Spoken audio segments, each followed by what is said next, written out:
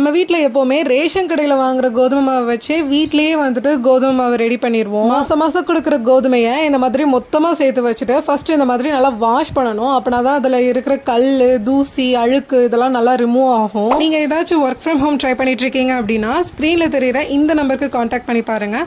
இவங்க வந்து 21 இயர்ஸாக சக்ஸஸ்ஃபுல்லாக ரன் பண்ணிட்டு இருக்க ஒரு 100% ட்ரஸ்டபிளான ஜாப் தான் கொடுத்துட்ருக்காங்க. இவங்களோட டீட்டெயில்ஸை பின்டு கமெண்ட்டில் கொடுத்துருக்குறேன். வேணுங்கிறவங்க செக் பண்ணி பாருங்கள். வாட்ஸ்அப்பில் ஹாய்னு மெசேஜ் பண்ணால் போதும், அவங்களே எல்லா டீட்டெயில்ஸும் உங்களுக்கு ஷேர் பண்ணிடுவாங்க. இந்த மாதிரி ஒரு 3 to 5 டைம்ஸ் கோதுமையை நல்லா வாஷ் பண்ணின பிறகு மொட்டை மாடியிலையோ இல்லைனா வெயில் படுற இடத்துல வந்து நல்ல ஒரு கிளாத் விரிச்சிட்டு அதுக்கு மேலே கோதுமையை நல்லா ஈவனாக ஸ்ப்ரெட் பண்ணி விட்டுறணும். கோதுமை நல்லா காஞ்ச பிறகு ரைஸ் மில்ல போய் இந்த மாதிரி கோதுமையை திரிச்சு தர சொல்லி கேட்டோம் அப்படின்னா அவங்க நல்லா பட்டா திரிச்சு கொடுத்துருவாங்க. அன்னைக்கு பார்த்தீங்கன்னா நம்ம வீட்டில் மல்லித்தூளுமே காலி ஆயிடுச்சு. ஸோ கையோட மல்லி வாங்கி நல்லா வறுத்துட்டு அதையும் சேர்த்தே திரிச்சிட்டு வந்தாச்சு. எப்பவுமே ரைஸ் மில்ல ஏதாச்சும் திரிக்கிறப்ப அங்கேயே ஒரு 5 minutes ஆற வச்சுட்டு கொண்டு வந்தால் நல்லாயிருக்கும்.